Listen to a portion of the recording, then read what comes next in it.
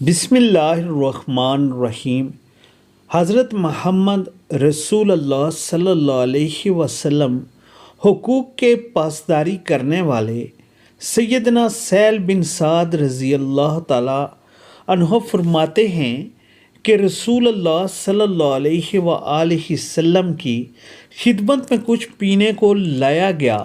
آپ صلی اللہ علیہ وآلہ وسلم کی دائیں جانب ایک بچہ تھا اور قوم کے بڑے بزرگ لوگ بائیں جانب تشریف فرما تھے۔ آپ صلی اللہ علیہ وآلہ وسلم نے بچے سے فرمایا کہ کیا تمہاری طرف سے اس کی اجازت ہے کہ میں اپنا بچا ہوا پانی ان بزرگوں کو دے دوں؟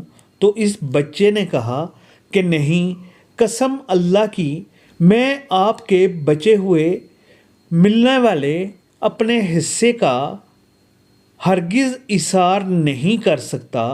پھر آپ صلی اللہ علیہ وآلہ وسلم نے وہ مشروب جلدی اس کے ہاتھ میں تھما دیا۔